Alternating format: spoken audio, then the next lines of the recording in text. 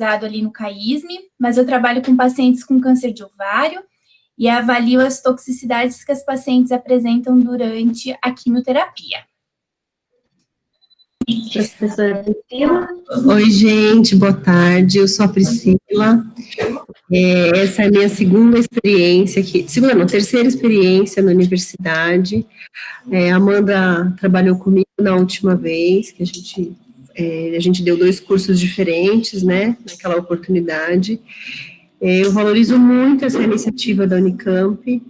Acho que é muito importante a Unicamp, a universidade, chegar no máximo de pessoas possível. E eu acho que a Unicamp faz um trabalho lindo nesse sentido, tendo um vestibular bastante inclusivo, recebendo alunos de várias origens, para os cursos de graduação, para os cursos de pós-graduação, também é uma universidade bastante abrangente, e o programa Universidade, que é um programa riquíssimo, de um alcance também inestimável para nós.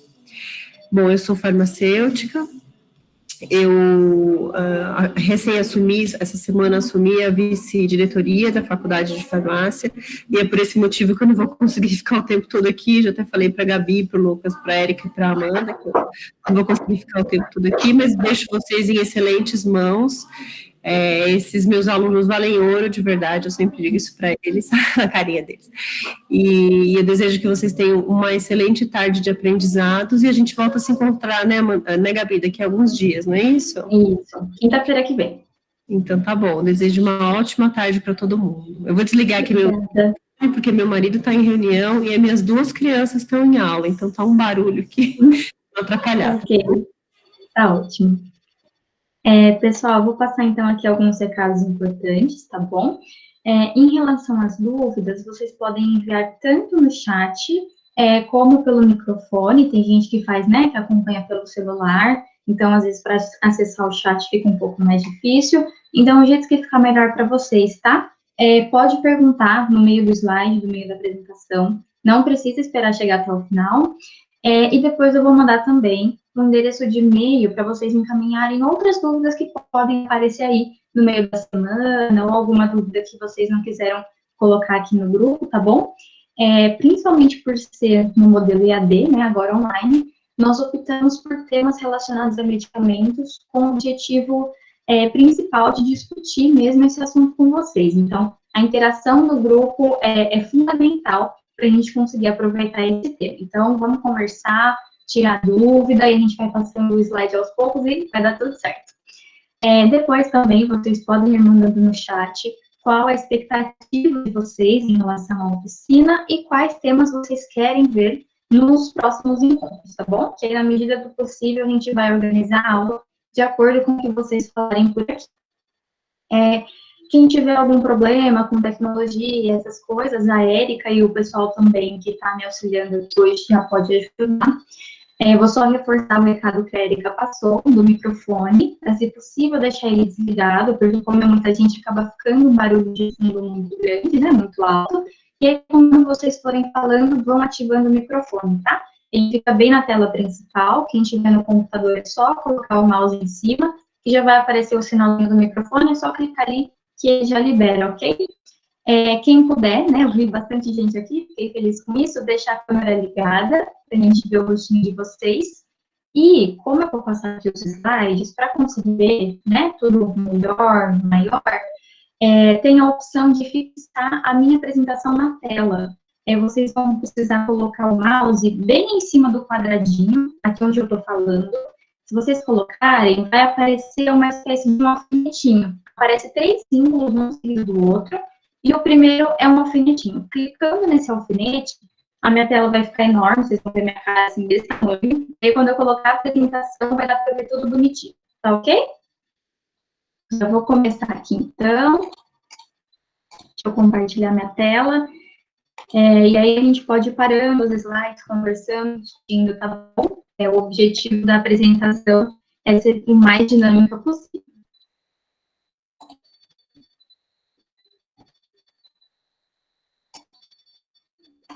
Pessoal, não sei se seja a minha internet, tá? Eu espero que ela melhore.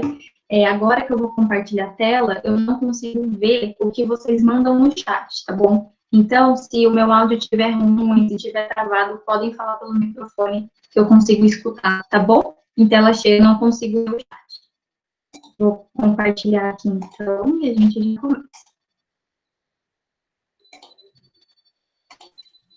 Gabriela, o áudio não está muito bom, não, viu? Tá muito baixo? Não tá nítido. Ah, tá. Eu vou tentar falar um pouco mais devagar. Eu fechei todas as guias aqui do computador para ver se adianta, tá bom? E aí vocês vão comunicando comigo que a gente tenta acertar, tá ok? Obrigada. Não, que agradeço. Deixa eu só colocar aqui. E tá certo. Então, pessoal, para essa primeira aula, nós pensamos em contextualizar alguns conceitos importantes dentro do uso racional de medicamentos e falar um pouquinho também da automedicação. Esses conceitos, né, e o tema do uso racional de medicamentos, a gente vai discutir em todas as oficinas, tá? Então, nessa primeira aula, a gente define um pouco mais o que é o quê, e aí depois, nos próximos encontros, a gente vai aplicando essa parte mais teórica que nós vamos ver aqui. Então, o primeiro conceito, né, que é importante a gente enxergar essa diferença, é a diferença entre remédio e medicamento, porque muitas vezes a gente se refere a essas duas palavras como se elas tivessem o mesmo significado, né? Então, o remédio a gente pode definir como qualquer recurso utilizado que promova cura ou alívio. É tudo relacionado ao bem-estar da pessoa. Então, um abraço pode ser um remédio, principalmente nos dias atuais, né, que não está podendo abraçar ninguém. É uma conversa com um amigo, um banho quente, uma boa noite de sono. Gabi, Oi. Perdão, Gabi, mas para mim o seu áudio está bem ruim. Talvez fosse o caso de fechar sua câmera, viu? Deixar só a sua apresentação para ver se dá uma melhorada aí nos dados. Não sei se para todo mundo está ruim, mas para mim está bem travadinho. Para mim também está bem travado. Será que fechando as câmeras das pessoas melhora ou não? Ou só o áudio? Melhora a qualidade da chamada, sim. Ó, acabei de desligar, vamos ver como que vai ficar agora. Já voltou, né, para a tela aí. Já voltei. Eu acho que é a minha internet, gente, desculpa. Mas se vocês me melhorou um pouquinho. Então tá bom. Vou tentar falar um pouco mais alto também.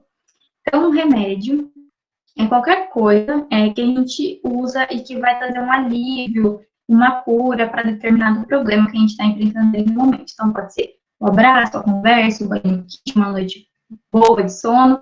Já o medicamento, a gente define como o produto farmacêutico tecnicamente obtido ou elaborado que vai ter, então, uma finalidade profilática, que seria de prevenção, como no caso das vacinas, uma finalidade curativa, como, por exemplo, dos antibióticos, paliativa, que vai tratar algum tipo de dor, como uma dor de cabeça, ou para fins de diagnóstico, como os medicamentos utilizados no contraste. Então, por isso, é muito comum a gente utilizar essa frase na farmácia, de que todo medicamento é um remédio, porque, de certa forma, ele vai promover o alívio e a cura de um sintoma, mas nem todo remédio é um medicamento, porque esse remédio não necessariamente vai passar por um processo de produção igual à medicação. Agora que nós entendemos, né, o verdadeiro significado do medicamento, a gente vai entender, então, o significado do que é o uso racional, né, que é o tema da nossa oficina. Não sei se todo mundo já ouviu falar sobre o tema, provavelmente já, porque é um tema que a farmácia vem pegando muito, assim, nos últimos anos, e a gente define, então, o uso racional quando os pacientes recebem medicamentos para suas condições clínicas, em doses adequadas às suas necessidades individuais, então, nem mais ou nem menos do que essa pessoa precisa, por um período adequado e ao menor custo para si e para a comunidade. Então, quando nós temos todos esses pontos aqui contemplados dentro de um tratamento, a gente fala, então, que nós temos o uso racional desse medicamento. E qual que é a importância da gente promover esse bom uso, né, de estudar, de ter cuidado com essas medicações. Por muito tempo, né, e realmente isso é verdade, nós enxergamos o medicamento como um super-herói. E realmente, né, desde as primeiras descobertas, mais para frente a gente vai ver a descoberta do primeiro antibiótico, então as vacinas, os antibióticos, os medicamentos indicados para as doenças cardiovasculares, desde a sua descoberta, eles já salvaram bilhões de pessoas em todo o mundo. Então, realmente, eles possuem um efeito muito positivo. Mas, quando utilizados de maneira inadequada, ele acaba passando do herói e acaba se tornando o vilão, tá? Então, esses problemas aí, em relação ao uso racional, eles causam hospitalização, aumenta dias de internação e pode interferir em uma série de fatores desse tratamento, tá? É muito comum, né, a gente ouvir a frase de se não fizer bem, mal não faz, mas faz sim, a gente tem que olhar com bastante atenção, né, quando se trata de medicamento. Atualmente, né, o principal, como eu posso dizer, o principal monstrinho que atrapalha o uso racional de medicamentos é a automedicação, certo? A automedicação, de acordo com a Organização Mundial da Saúde, ela é definida como a seleção e o uso de medicamentos, isso inclui as plantas medicinais, por indivíduos para tratar doenças ou sintomas autoconhecidos. Então, se eu tenho, por exemplo, eu senti uma dor de cabeça, eu identifiquei essa dor de cabeça e eu tomei um medicamento por conta própria, nesse caso, nós temos aqui a automedicação. A gente fala, né, de maneira geral, que é o uso sem prescrição, mas a gente tem um conceito aqui ampliado de que o uso, por exemplo, de um medicamento prescrito para algum familiar ou amigo também é automedicação, tá? Ele tem que ser prescrito, mas tem que ser prescrito para você, uma prescrição individual. E entra aqui também na automedicação o uso de um medicamento prescrito para outro sintoma ou outro problema de saúde, tá? Esse é um exemplo que nós vamos ver lá na frente, o exemplo da automedicação, de um caso que envolveu aqui esse tópico. E quais são as causas, né? Por que as pessoas se automedicam? Um fator, né, um dos principais é a falta de acesso ao sistema de saúde. Então, essa pessoa, às vezes, trabalha o dia inteiro, não tem como faltar do serviço. Esse motivo eu já cheguei a ouvir lá no CAISM durante o meu estudo, de que, eu trabalho o dia inteiro, eu não posso sair do trabalho para ir para o médico, então eu acabo me automedicando. Pode ser tanto a falta de acesso por questão de distância e tempo, quanto por questões relacionadas ao dinheiro, então essa pessoa acaba não tendo aí condições de arcar com esse tratamento correto. Um outro fator que contribui, né, para essa automedicação é o abandono dos hábitos saudáveis. Então, o sedentarismo, a alimentação, não dormir direito, tudo isso vai gerando uma série de sintomas, e esses sintomas vão aumentar o uso de medicamentos aqui, tanto por prescrição quanto por automedicação. Outro fator também, né, que pega bastante aqui, são as propagandas que estão sempre presentes na TV, principalmente no horário nobre, que está a família inteira na sala. Eu acho que só de olhar para cada uma dessas mulheres aqui, vocês já devem saber de qual medicamento, né, que elas estão falando, e são realmente frases que ficam no nosso subconsciente, e assim que a gente tem um sintoma, a gente já lembra imediatamente desses medicamentos. E muitas vezes essas propagandas, elas acabam aumentando a ideia, né, de que a farmácia é um mercado, é um shopping, é em relação a isso mesmo que a gente tenta combater aqui no uso racional. Outros fatores, como renda, escolaridade e mobilidade diária, que é o tanto que a pessoa anda por dia, são fatores também que estão relacionados com a automedicação, mas são fatores que variam de acordo com a população de estudo, tá bom? E quais são os riscos, né? Eu devo me preocupar? Porque todo mundo fala, não se automedica, mas dificilmente a gente sabe por quê, né? Então, alguns estudos já mostraram que pessoas que se automedicam têm um risco maior de ter isso aqui, ó, que a gente chama de PRM, de ter um problema relacionado a medicamento.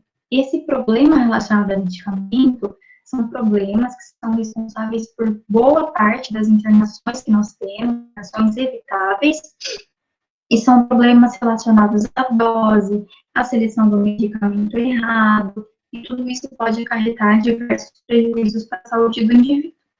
Um exemplo aqui desse PRM que pode acontecer é a interação medicamentosa. Então, eu tenho lá um medicamento que o meu médico prescreveu, vamos supor que é um relaxante muscular. Ele me prescreveu na dose correta, pelo tempo correto, está dentro do uso nacional, bonitinho. E aí, quando eu estou muito mal, né, quero o efeito mais rápido, acabei me automedicando para ter o efeito, né, e ficar melhor o mais rápido possível. Mas, o que pode acontecer? Esse medicamento que eu inseri e que eu tomo muitas vezes junto com o que já estava prescrito, pode aumentar ou diminuir o efeito da outra medicação. E aí nós temos uma série de problemas. Então, se esse medicamento prescrito aqui fosse, por exemplo, um relaxante muscular, dependendo do medicamento da automedicação, a gente pode ter um efeito aumentado desse relaxante muscular.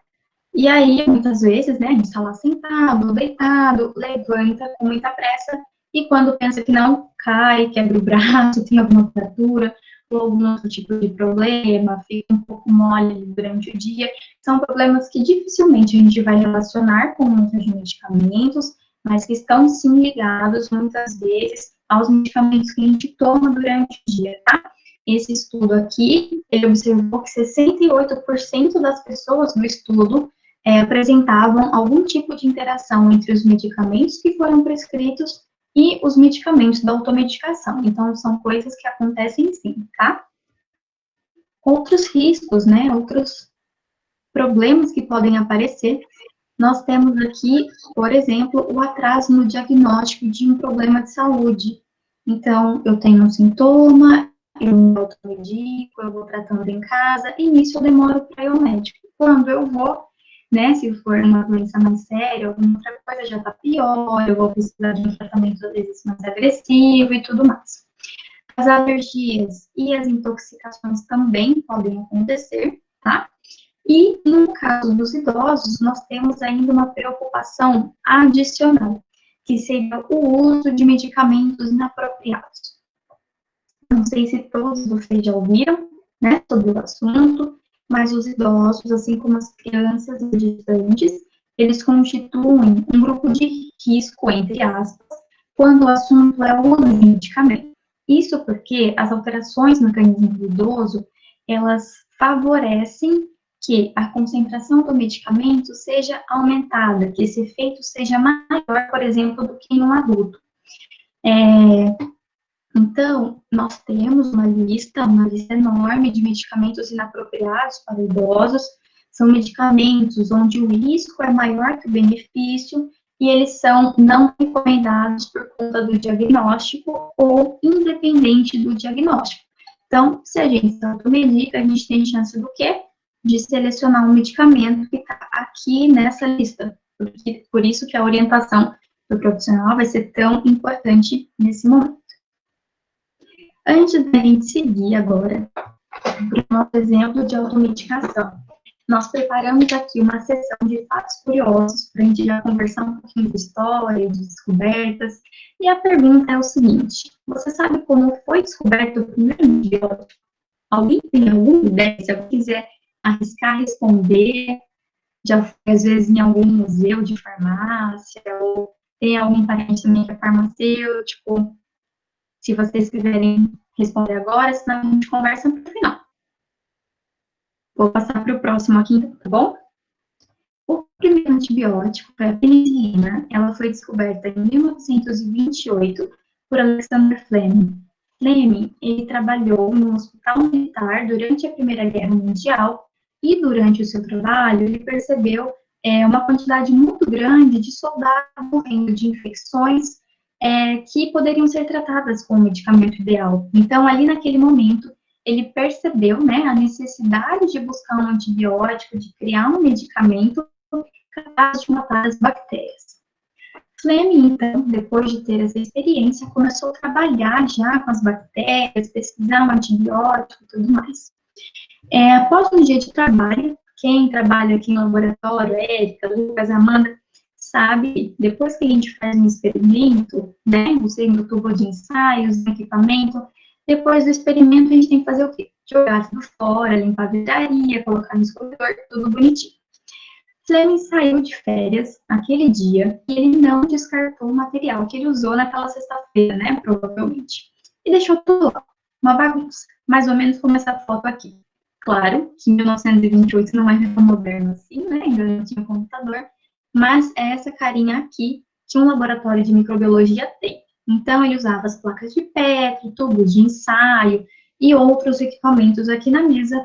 Chegou sexta-feira, largou tudo aqui e foi embora. Quando ele retornou para o laboratório, uma semana depois, ele percebeu que tinha crescido fungo em um monte de coisa que ele tinha deixado lá em cima, principalmente nas placas que continham uma bactéria. Ele foi, antes de quase jogando no lixo, ele parou, olhou, eu tenho até uma imagem mais pra frente que mostra isso, e ele percebeu que em volta desse fungo não tinha mais bactéria, que as bactérias tinham morrido. E logo ele entendeu que aquele fungo secretava alguma substância capaz de matar as bactérias, e aí ele começou a investigar e foi descoberto então o primeiro antibiótico. Essa aqui é uma placa de Petri que nós usamos nos laboratórios de microbiologia. Nós temos aqui nessa placa uma espécie de gelatina. Essa gelatina, ela contém nutrientes que vai servir de alimento para a bactéria. Cada bactéria tem o seu nutriente preferido, e aí, dependendo da bactéria que eu quero colocar aqui, eu coloco esses nutrientes aqui nessa gelatina.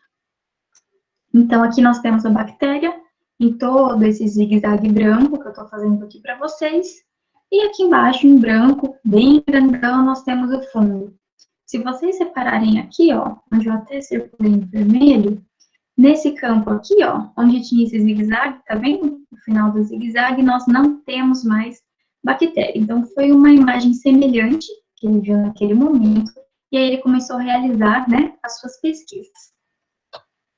É muito engraçado isso, né, porque essa descoberta foi feita a partir de uma bagunça, né, e geralmente a gente espera que seja bem diferente, enfim, essa é uma história muito legal, e agora vocês já podem sair também por aí compartilhando essa descoberta. Agora, em relação ao nosso exemplo, nós vamos falar um pouquinho, então, da automedicação com antibióticos. Eu saí da graduação, eu fui direto para o mestrado, mas na faculdade eu cheguei a fazer estágio numa drogaria, e assim, gente, isso chegava praticamente todos os dias para a gente, e é uma situação bem complicada mesmo, mas como todo mundo que está aqui tem o poder de mudar esse cenário, nós achamos bem interessante trazer esse conteúdo aqui para aula, tá bom? Então, vamos imaginar a seguinte situação. Uma mulher, uma paciente do sexo feminino, acordou com dor de garganta e decidiu se automedicar com a sobra de um antibiótico prescrito para uma infecção de urina que teve no último mês. Essa mulher, vocês acham que ela está correndo algum tipo de risco? O que pode acontecer, né, com ela por conta dessa automedicação? Então, o primeiro passo é entender, né, porque a gente tem tanto antibiótico no mercado, escolhe qual que vai usar. Como que o médico chega a essa conclusão? Essa escolha, ela vai depender de diversos fatores. Um desses fatores é a característica do paciente. Então, qual a idade dessa pessoa, se é mulher, se está grávida e amamentando, se tem alergia, onde essa infecção está localizada. Isso porque cada órgão do nosso organismo, ele possui um tipo de tecido, né, de célula, que é formado por diversas células, e o medicamento precisa ser compatível com esse tecido. Então, não necessariamente o antibiótico que trata a infecção de urina vai tratar a infecção de garganta. Isso aqui já responde, né, um problemão que a gente viu agora. Outro fator importante que a gente leva em consideração na escolha do antibiótico ideal é o agente etiológico. Qual que é a bactéria que está causando essa infecção? Ela é resistente, né? Que a gente vai ver mais para frente, né? A questão da resistência. Então, aqui nós temos as bactérias todas, cada uma com a sua forma, com a sua cor, algumas parecidas, outras nem tanto. E Por exemplo, o antibiótico 1 pode tratar a infecção da bactéria A e B.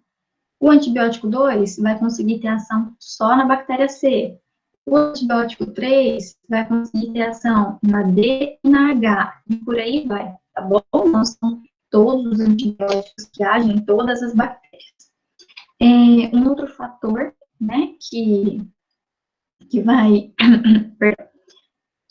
está relacionado à escolha desse antimicrobiano são as propriedades mesmo desse medicamento. Qual é o mecanismo de ação, qual é a toxicidade, se o fígado do paciente aguenta esse medicamento, se o rim está bom, e qual é o custo também. Lembra lá do uso racional? Ao menor custo possível para o paciente e para a sociedade? Isso aqui também entra nessa escolha. Depois, né, de ver esses critérios de escolha, você acha que o medicamento utilizado pela mulher para tratar a sua dor de garganta é o medicamento ideal? Então, gente, primeiramente, é muito comum, infelizmente, as pessoas recorrerem aos antibióticos para tratar dor de garganta, inflamação de garganta e não infecção. E também outros problemas que não necessitam desse tipo de medicação. Uma vez no estágio, ficaram até assim, a mulher ficou muito brava na farmácia, porque ela chegou e falou, não, eu preciso de um antibiótico porque minha filha está com dor de garganta. Então, além de não ter a prescrição, é muito comum ainda as pessoas usarem por um sintoma que não necessita, obviamente, nesse caso, né, não teve como dispensar o medicamento, mas, dependendo do lugar, é um problema que, com certeza, iria para frente. E mesmo que o caso aqui fosse de um antibiótico, a prescrição do médico seria indispensável. Em relação à automedicação, quais os riscos que essa paciente corre? Então, vocês lembram lá no slide da automedicação que a gente colocou? Pode ter o quê? O problema relacionado ao medicamento, pode ter um atraso no diagnóstico, uma alergia, a seleção de um medicamento inadequado. Ela tem todos aqueles riscos, principalmente esse outro aqui, que está causando um problema danado nos últimos anos, que é a resistência antimicrobiana. O que é a resistência? Mais para frente, a gente vai conseguir ali enxergar em um slide a resistência de fato, né? Porque a gente fala, mas ninguém imagina a cara que ela tem. Então, a gente diz que a bactéria se torna resistente ao medicamento quando ele não é mais capaz de conter essa infecção. E aí, no caso, a gente vai precisar de um medicamento o quê? Um medicamento mais forte. Só que qual que é o problema aqui? O nosso estoque é limitado. A gente tem uma quantidade limitada de antibióticos. Então, se eu usar indiscriminadamente, cada vez eu precisar de um mais forte, e outro mais forte, e outro mais forte, vai chegar um momento que eu não tenho mais opção de tratamento, tá? Essa causa de resistência antimicrobiana, gente, ela é multifatorial. Ela não está ligada só à automedicação, tá bom? Isso daqui daria só mais uma aula só de mecanismos de resistência das bactérias. Mas, de certa forma, elas se acostumam a esse medicamento, elas se adaptam e o medicamento não é mais capaz de conter essa infecção. Novamente, vocês vão sair daqui hoje craque em ver plaquinha de Petri. Outra placa, reparem que aqui a gelatina é diferente, porque ela tem nutrientes diferentes, que vão variar de acordo com a bactéria que a gente quer colocar aqui. E é essa carinha da resistência. Já vou explicar aqui para vocês. Essa, então, também é uma placa de Petri, com outras Gabriela. bactérias. Oi. Alô? Oi? Gabriela, está travando sua voz bastante. O Só um vídeo minutinho. também. Alcione, acho que é a sua internet, porque para mim ela tá boa. Para mim tá boa também. Ok. Tenta reiniciar, sair da aula rapidinho, voltar. Às vezes pode ser isso, então. Então, pessoal, aqui a gente consegue enxergar um pouquinho mais a cara que tem, né? Essa resistência aos antibióticos. Aqui, novamente, é uma placa contendo bactéria. Então, vamos imaginar a seguinte situação, para ficar mais fácil de entender. Vamos supor que eu machuquei aqui minha mão, o meu braço e infeccionou. Fui no médico, ele pegou um pouquinho dessa infecção, pegou as bactérias que estão aqui e passou nessa plaquinha.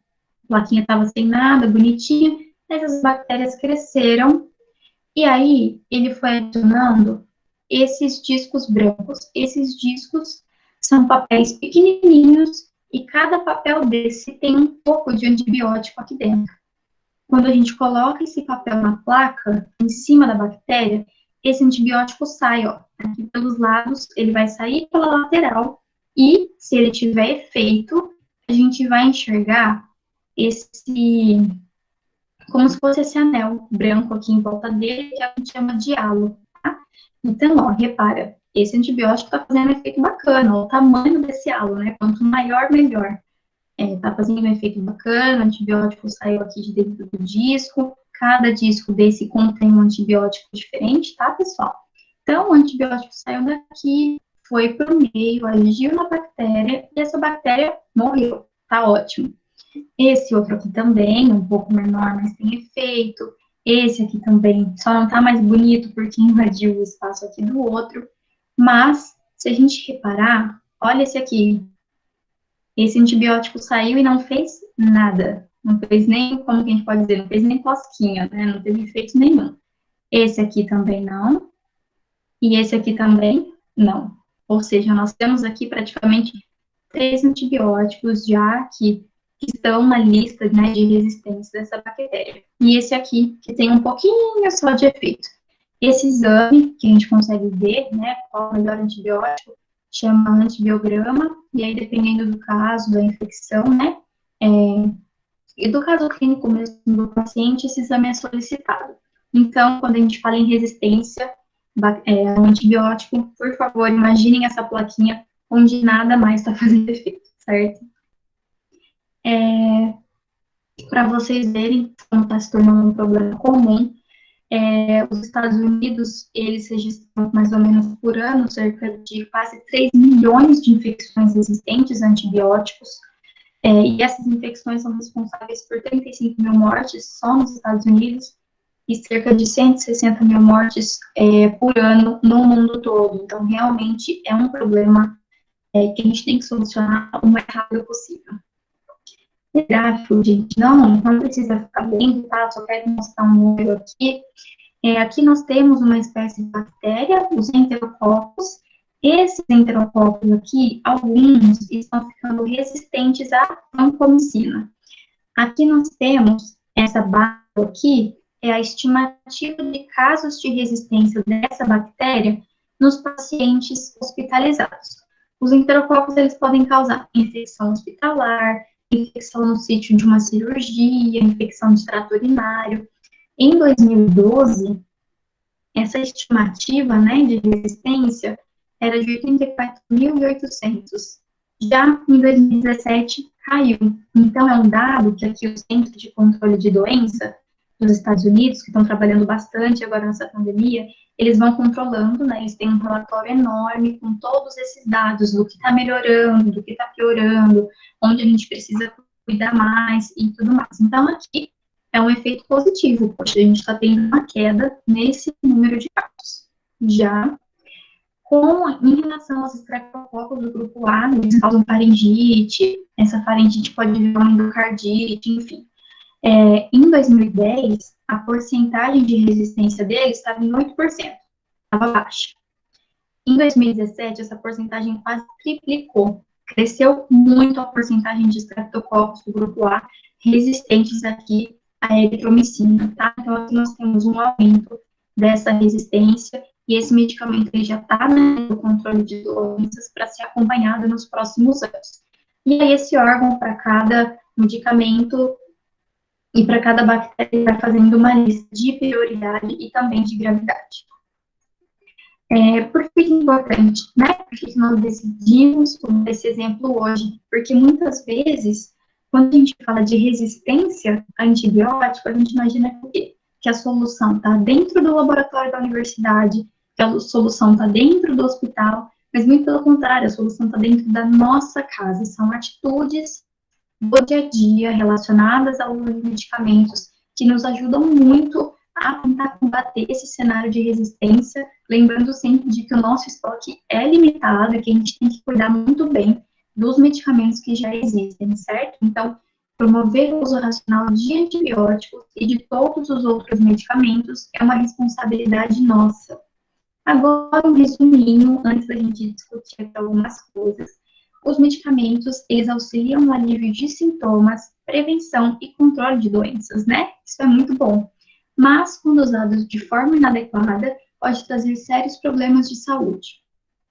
A automedicação, principalmente na terceira idade, pode levar ao uso de medicamentos inapropriados e causar interação com os medicamentos que já foram prescritos, ou também outros medicamentos da automedicação. E a automedicação com antibióticos é um problema de saúde pública mundial e contribui com os casos de resistência antimicrobiana. E promover o uso racional desses medicamentos é um dever de todos nós. Então, agora, além das dúvidas, né, que todos do grupo podem responder, vai todo mundo conversar junto agora, eu estou, né, muito curiosa para saber como que está no cenário atual em tempos de Covid-19, né, não tem como não pensar no assunto. Todo mundo, isso é bom, o medicamento é bom, o medicamento também é bom. Como será, né, que as pessoas estão se comportando? Como será que está o uso racional? A gente está perto, ou esse uso racional está muito longe? Então, agora acho que a gente pode tirar algumas dúvidas, né, que alguém teve durante a aula, e também conversar sobre isso. Se vocês quiserem relatar alguma experiência de vocês, a gente pode conversar, não tem problema nenhum, tá bom? Eu vou só sair aqui da tela, então, para conseguir ver vocês, tá? E muito obrigada até o momento.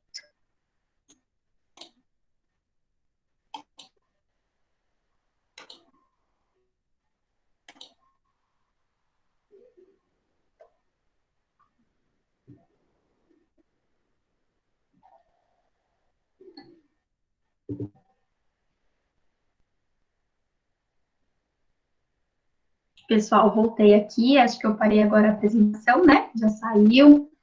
E como que tá nessa quarentena? Vocês já escutaram algum relato aí de automedicação? Já passou por alguma experiência? Quem tiver dúvida da aula também pode falar agora, tá bom? Pergunte. Boa tarde.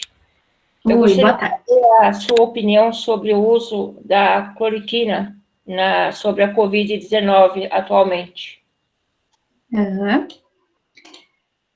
Só um minutinho. Deixa eu só aumentar um pouco, porque estava muito baixinho. Eu tentei acompanhar vários estudos, né, porque é uma área que a gente tem que estar bem antenado, né, um assunto bem atual. E, de acordo com as evidências, realmente não tem jeito. Muita gente, muitos conhecidos, inclusive, mandaram mensagem falando, Gabi, o que você acha? Eu falei, gente, em relação à evidência científica, não tem achismo.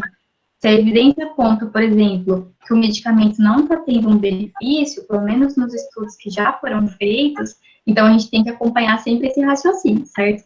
Só para a gente ter uma noção, mais ou menos, de proporção, a cada 10 mil ou 25 mil moléculas pesquisadas no laboratório, um só vira medicamento.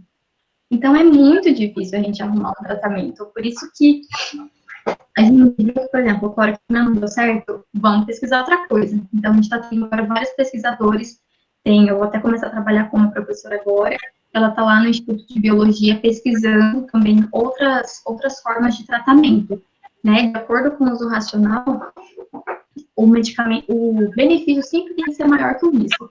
Então, se a gente levar em conta risco cardiovascular, que essa pessoa vai ter uma chance maior de morrer, né, ou ter um dano maior com o medicamento do que sem medicamento, nesse caso, o uso não é recomendado. A Amanda também, se quiser falar, a Érica, a Amandinha vive lendo aí os estudos clínicos, né, Amanda? Mas seria, então, por causa das comorbidades, seria isso? Como assim? Seria pelos riscos que as pessoas têm, por exemplo, pressão alta, seria por esse caso, ou não uso adequado? Entendi, acho que eu entendi. Ele causa, sim, ele está, por exemplo, relacionado a um infarto, a outros problemas cardiovasculares, mas também ele não tem efeito. Se fosse uma medicação, por exemplo, a gente tivesse visto no estudo, falou, poxa, tomou cloroquina um dia, ficou ótimo. Aí sim, era um benefício que até compensaria o risco. Pô. Era só a gente podia fazer, né? Vamos deixar esse paciente internado um dia, a gente dá o medicamento para ele, o outro ele já está melhor, a gente vai acompanhando e tudo mais. Só que além dele causar esses efeitos, foi visto realmente também que ele não teve essa diferença, né? Entre os dois grupos. E muitos estudos, aquele primeiro estudo da França, ele veio com falhas na metodologia bem assim, em relação aos estudos clínicos, que são falhas que é difícil para a gente realmente interpretar, né? Acho que a gente pode até falar mais para frente, nos outros encontros, de como é realizado, porque esse estudo ficou bem famoso aí, foi só com 19 pacientes, né? Ele basicamente escolheu a dedo quem ia tomar o medicamento. Acho que nas próximas aulas a gente pode comentar também disso no final, fazer 1 ou 2 slides só para mostrar como que tem que ser a metodologia ideal, pode ser?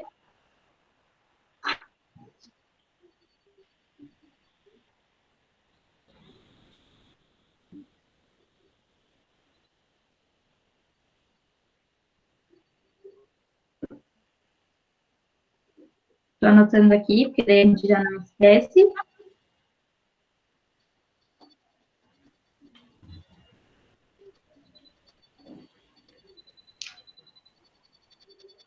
Apareceu um comentário aqui, Érica também, Lucas.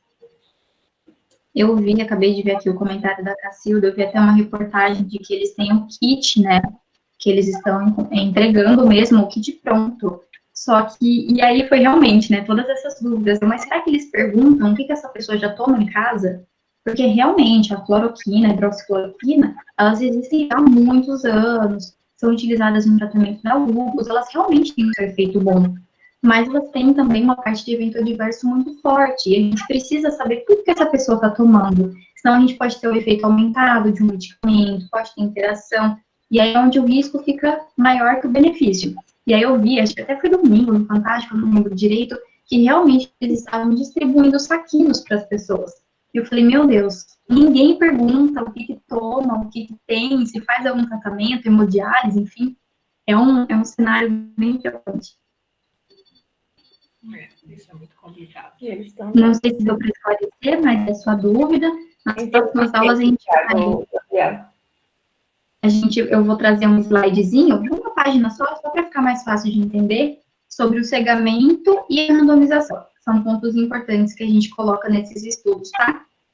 E era o que não tinha no estudo da França, o primeiro estudo que saiu.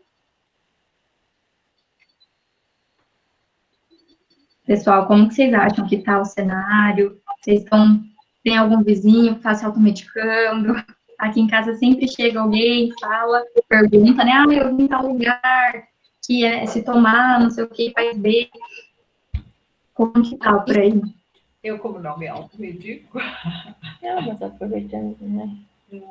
Minha vizinha falou para tomar ivermectina. Aí tá tudo tranquilo. E, assim, acho que o pior nessa situação, né, quando falam, toma que resolve, o que acontece? A pessoa toma, o medicamento não resolve, e ela continua tendo comportamento de risco. Então, às vezes, tá sem máscara, não toma a precaução adequada, muitas vezes pela ideia de achar que esse medicamento tem efeito. E no momento que a gente está lidando realmente com muita informação, quase todo dia tem um estudo novo, de um medicamento novo, e eu acho também que o pessoal da área da saúde tem que saber filtrar na hora de passar isso para o paciente, porque realmente é muita informação. O problema, doutora Gabriela, é o que acontece, eu acho. Por exemplo, essa minha vizinha mesmo, ela, na cabeça dela, ela é idosa, ela fala, toma ivermectina que você está protegido. E depois disso, ela continuou saindo de casa, sem máscara, recebendo as pessoas, porque na cabeça dela, a ivermectina é um medicamento como se fosse uma vacina, visto que está sendo, né, de forma inadequada, né, vinculada em redes sociais. Então, assim, isso entra na cabeça da população e as pessoas acabam deixando de usar medidas eficientes, né? Exatamente. Então, além do risco da gente ter uma interação com esses medicamentos, a gente tem um risco da pessoa adoecer por acreditar que aquela medida já é suficiente, né? Sim, sim. Exato. Eu ia fazer um comentário, acabei esquecendo. Logo vai aparecer de novo na minha cabeça e eu coloco aqui, tá bom? Mas era mais ou menos em relação a isso também. Ah, sim, realmente. Com licença. Claro, pode falar.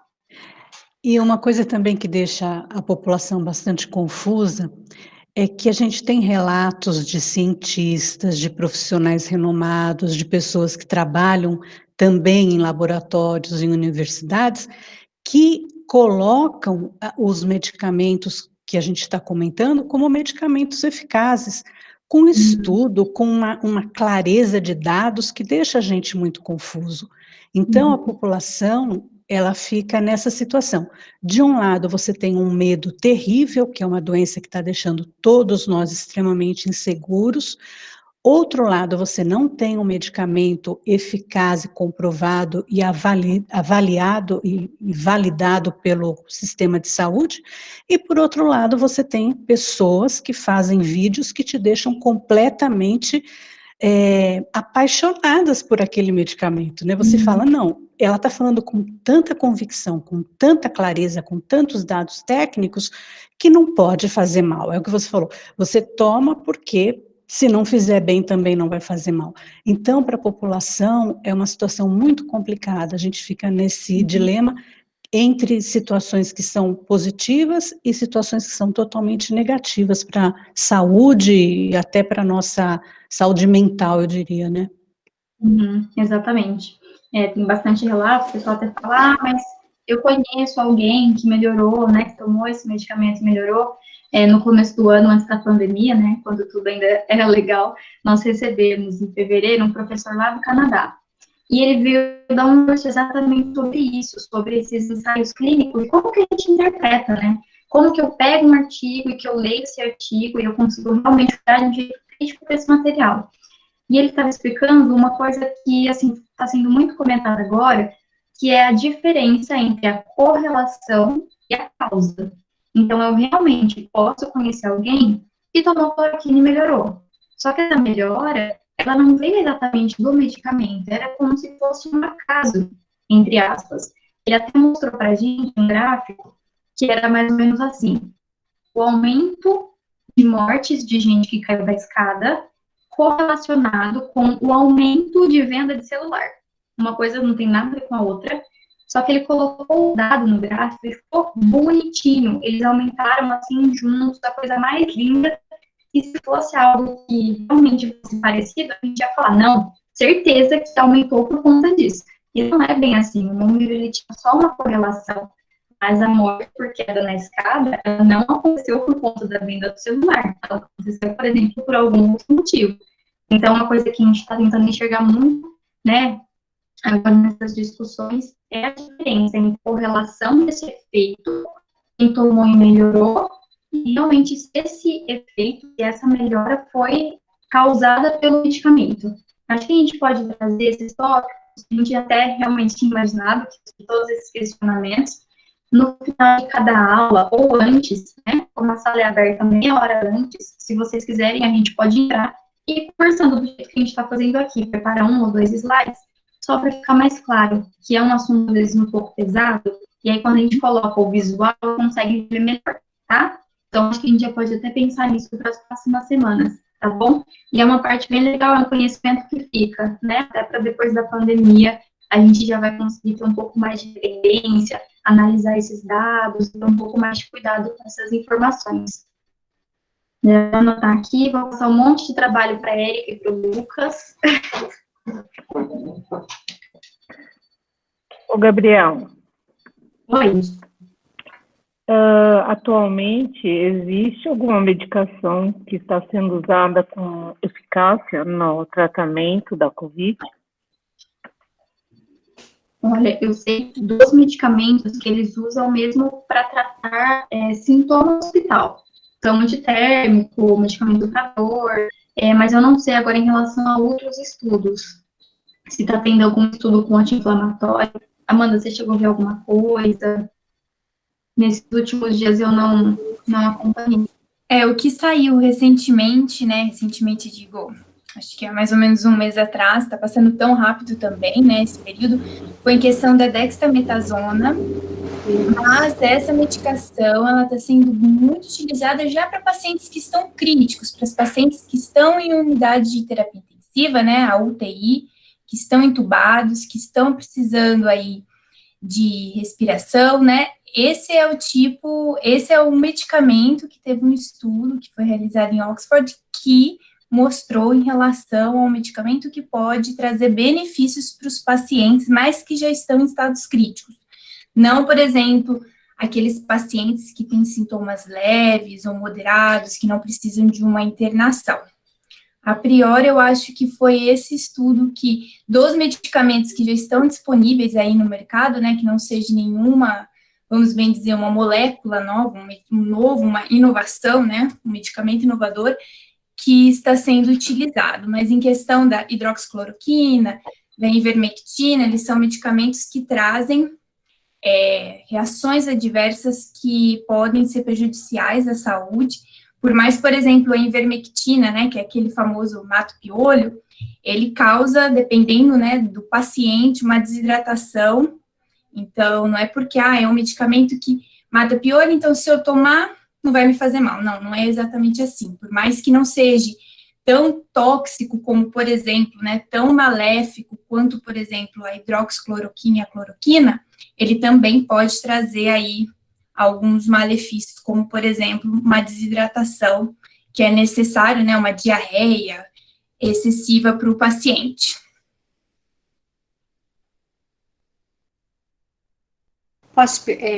Só quero complementar eu acho que hoje, com a Covid, nós estamos vivendo aí esse momento, né? Eu acho que assim está evidenciando mais a automedicação. Mas a automedicação, ela é realmente um problema muito sério. Eu acho que essa abordagem que vocês trouxeram mostra para a gente, assim, o quanto esse momento está sendo evidenciado. A Gabriela perguntou das experiências, eu tive, assim, algumas experiências, enquanto enfermeira eu acompanhava os alunos do Cotuca, e algumas que nós ficávamos lá na enfermaria de gastro, que é gastro, fígado, intestino, toda a parte gastrointestinal. E eu vi várias pessoas com hepatite fulminante, que tiveram, assim, problemas seríssimos, inclusive, que morreram por conta da automedicação. Mas a automedicação, assim, não foi um antibiótico, foi, assim, um medicamento que a pessoa nem imaginava, né? Então, foi um analgésico, foi ali um anti-inflamatório. Nós tivemos uma experiência que foi muito interessante de uma farmacêutica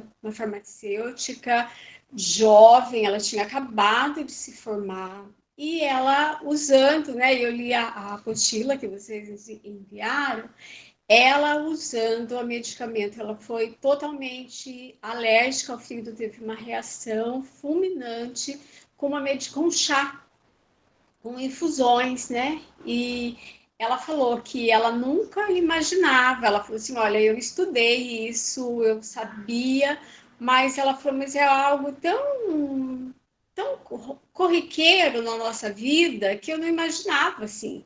Ela saiu bem, mas ela falou, olha, isso eu vou levar para uma experiência não só para minha vida pessoal, mas também para a vida profissional, porque eu vou estar falando aí com conhecimento mesmo, né? Não só conhecimento científico, mas algo que eu vivenciei. Então, eu acho que esse assunto, para a gente pensar e para a gente refletir, ele está, assim, muito em evidência.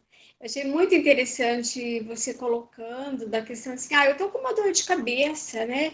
Eu tenho uma dor de cabeça, então, eu vou tomar ali, né, sei lá, uma dipirona, eu vou tomar qualquer outro analgésico, e de repente você começa a ter aí uma reação alérgica que você nem imagina que foi por conta desse medicamento, né? Então, a gente hoje, com a pandemia, a gente está ouvindo aí a questão da hidrocloroquina, da ivermectina, mas existem muitas coisas, né? A o índice de automedicação, aquilo da gente ir lá na farmácia, né? Aí eu vou, o que eu vou comprar? Eu quero um xarope, né? Nós temos uma cultura muito grande em relação a isso. Então, eu vejo que o tema de vocês, ele está muito interessante, né? Ele vai trazer aí para gente, vai dar para a gente discutir bastante. Obrigada.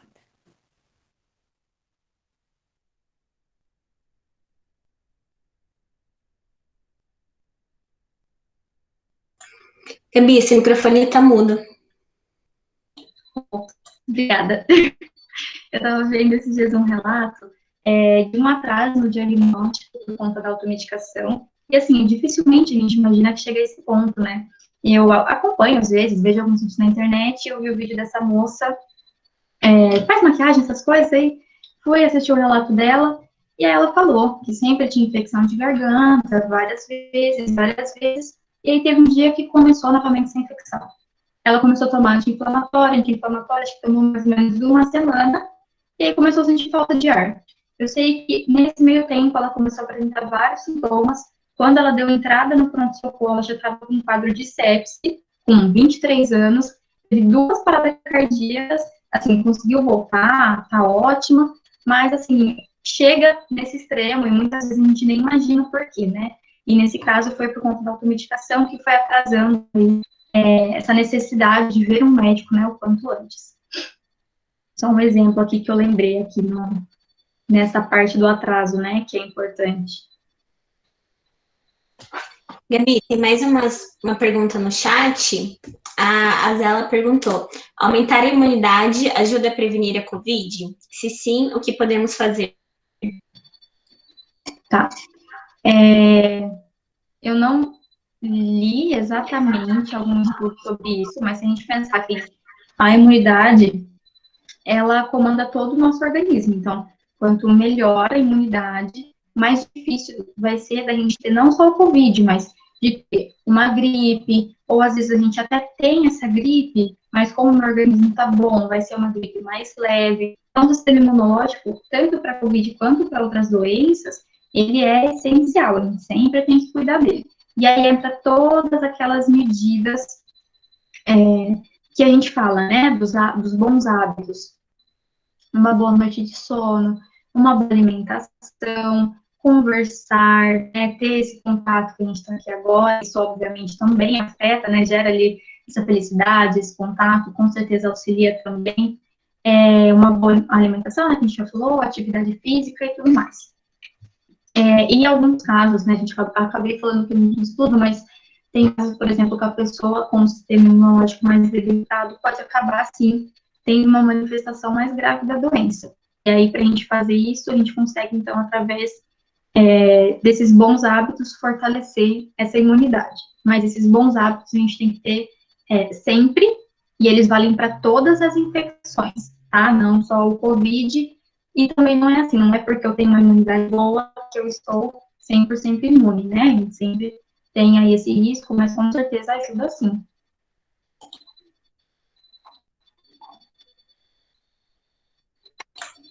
Perguntaram aqui da apostila. A apostila é realmente uma material complementar, gente. Nós encontramos aí alguns cadernos que traz aí essas informações de um jeito bem simples, com várias figuras, de um jeito mais leve. Então, nós enviamos mais para vocês lerem aí nas horas vagas, se quiser se aprofundar no assunto, tá bom? Tem bastante pergunta aqui, eu vou tentando anotar. Gabriela, para alguma próxima aula, se não der tempo hoje, por experiência de tratar de... Eu sou cuidadora de idosos, tá? Recentemente perdi minha mãe, e eu já fiz vários cursos de farmacologia, de estudos na área de medicação, e cada profissional que eu assisti às aulas, eles explicam para a gente uma forma de administração da medicação, ou coisa que os médicos não orientam, principalmente os idosos. Então, eu queria aproveitar esse espaço, de repente, aproveitar essa chance que você está dando nesse curso, de abordar um tema sobre como ser administrado corretamente a medicação. Porque eu aprendi em alguns cursos que se você tomar com leite, com refrigerante, perde o efeito da medicação. E também não tomar a medicação junto com a outra medicação, sempre ter um intervalo. Só que isso é bem assim, tem profissionais que falam que sim, que isso é verídico, e tem alguns outros que falam que não tem qualquer correlação em você tomar a medicação conjunta ou com leite ou com água.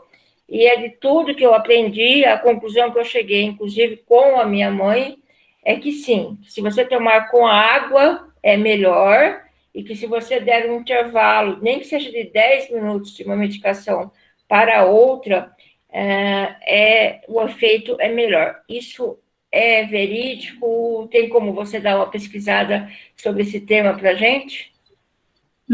Tem sim. A sua conclusão está correta, tá bom? Eu até cheguei esses dias a conversar com uma amiga, né, nutricionista, e nós fizemos uma live sobre interação entre o medicamento e o alimento.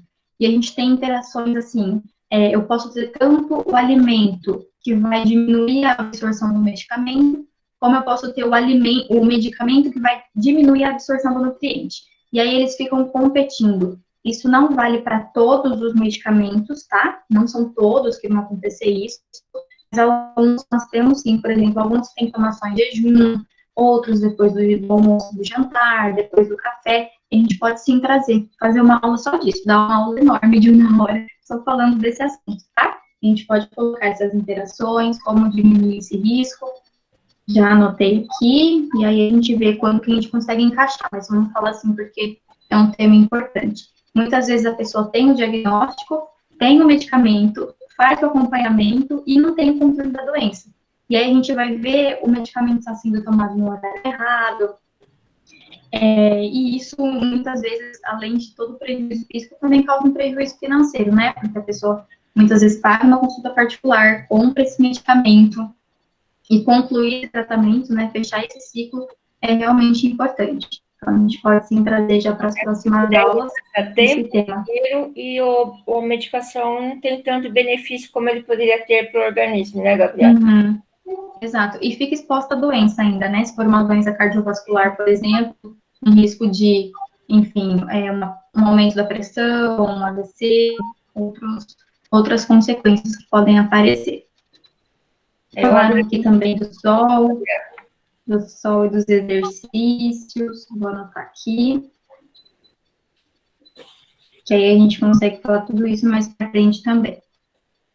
E aproveitando, agradecer também, porque esse tema sobre medicação nunca vi na universidade e achei muito propício esse tema ser dado, porque a gente não dá a real importância ao uso da medicação, à nossa saúde, né? Então, vocês queria aproveitar esse espaço para agradecer e dizer que a universidade está de parabéns com as aulas, com a preocupação, tá? Eu tenho muito orgulho de fazer parte dessa equipe de vocês aí. Parabéns. Muito obrigada. Eu que agradeço a presença de todos. Acho que os próximos encontros serão produtivos também. Essa interação que vocês estão tendo também é muito boa, né? Acho que é o que vale mais se a gente for ver. Estou até anotando aqui, perguntaram, né, o que usava antes da penicilina. De medicamento, exatamente nenhum, porque não tinha, então, no texto, né, que estava explicando sobre a descoberta, eles até falaram que, assim, se eu me cortasse, por exemplo, num prego, aquilo podia gerar uma infecção e aquilo lá podia ser a causa da morte da pessoa. Então, realmente, naquela época, morria muita gente mesmo, até, por exemplo, uma infecção no dente, uma infecção na unha, tudo que poderia ocasionar um sintoma maior, uma sepse, ou alguma outra coisa, né, qualquer porta de entrada para esse micro-organismo já é suficiente mesmo para causar um problema. Então, foi uma descoberta, assim, muito boa, e o jeito que foi descoberto também foi muito engraçado, né? Quando eu ouvi essa história, eu até falei, mas então deixaram minha bagunça em casa, tem alguma esperança de descobrir alguma coisa. Mas, realmente, antes disso, as pessoas morriam, assim, de infecção muito, né? E por conta desses medicamentos, a expectativa de vida foi aumentando. Naquela época era muito baixa, por conta disso mesmo, né? A gente não tinha esses recursos que nós temos hoje. De tratamento, acho que eles utilizavam compressa, banho, sabão, essas coisas não medicamentosas, né? Mas de medicamento mesmo, a penicilina foi o primeiro. Eu vou pesquisar se tinha aí algum segredinho que eles tentavam usar na época, tá? Porque aí eu já também acabei não vendo ali durante a pesquisa.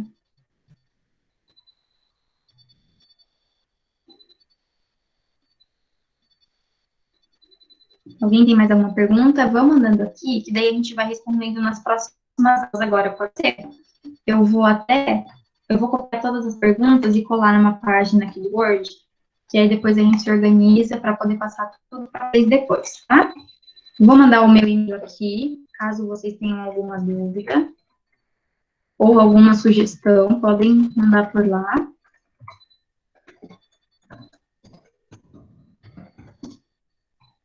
Prontinho.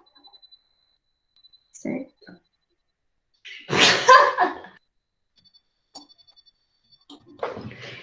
Enquanto isso, eu só preciso de uma dúvida, de esclarecer uma dúvida. A Lúcia Amaral, está aparecendo esse nome, mas eu não achei na lista de presença. Lúcia, você está representando, que aluno? Aluna? Oi, eu acho que está como Mussato, Aparecida Lúcia Mussato. Me ouviu? Sim, eu ouvi. É que eu procurei, mas eu não estava achando. Procurei como Lúcia Amaral. Isso, achei, agora achei. Tá com Lúcia Amaral, porque eu tenho o sobrenome Amaral, mas tá com Mussato. Tá ótimo, muito obrigada. Eu gostei da aula. Que bom. Teremos os próximos encontros. Venham participar. Eu estou copiando todas as dúvidas, tá? Porque tem bastante coisa aqui que a gente não conseguiu responder. E aí, nos próximos encontros, a gente vai conversando. Como eu vi que bastante gente entrou mais cedo, quem quiser entrar, a gente já pode também bater um papinho meia hora aí, tá bom? Ok.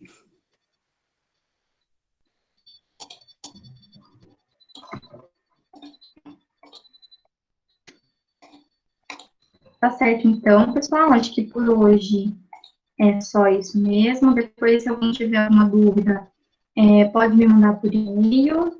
Estou terminando de copiar aqui as perguntinhas. E a gente espera vocês já na próxima quinta-feira, tá bom?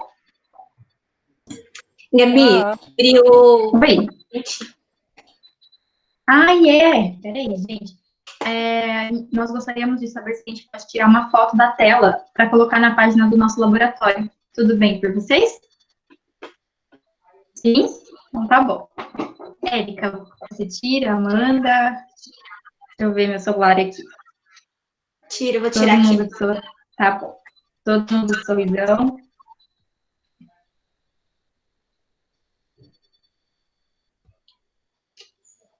Prontinho. Prontinho. Obrigada.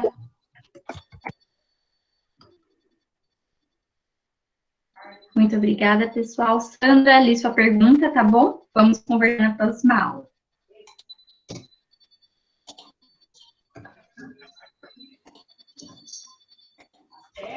Obrigada, Gabriela. Nada.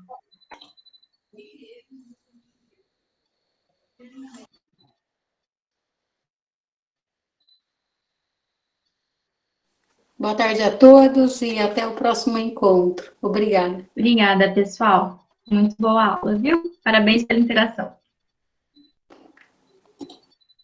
Parabéns pela aula. Obrigada.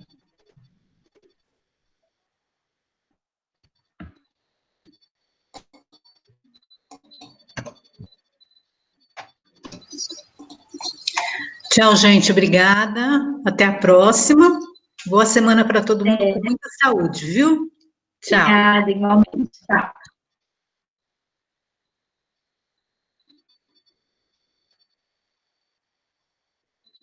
Microfone. Celi, você está com o microfone desativado. É que eu soltei só o vídeo e esqueci. Obrigada, gente. Muito obrigada aí pela aula, pela companhia. Obrigada, Érica. E até a próxima semana, então. Tchau. Até.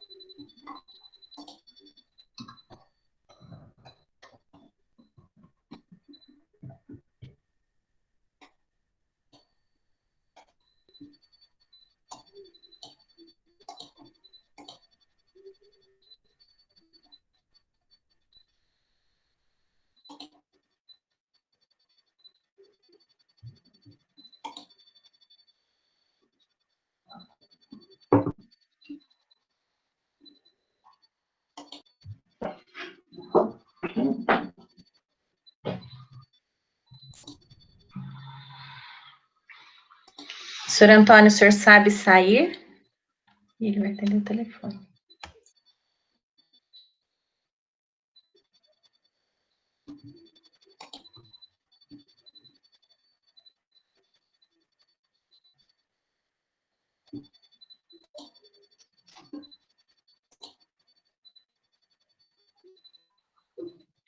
Tá bom assim, mãe. Gabriela, Oi. você precisa de alguma coisa para o próximo encontro? Não, acho que no momento ainda não. A gente vai ver ainda se acha algum material complementar, e se tiver alguma coisa para enviar, eu te encaminho por e-mail, tá bom? Tá ótimo, então. Tá? Obrigada, viu? E Obrigada, desculpa, o link da aula foi parar na minha agenda. Eu não tinha visto, eu consegui encontrar depois. Não, fica tranquilo. Tá. Daí eu vou mandar novamente para o próximo encontro, com sempre o lembrete para eles e o convite para todo mundo. Tá bom? Tá ótimo. Obrigada, viu, Érica? Imagina. Tchau, Amanda. Tchau, Lucas. Tchau, Gabriela. Tchau, boa Até tarde. mais. Tchau, boa Obrigada. tarde. Obrigado por tudo. Tchau, tchau. Tchau.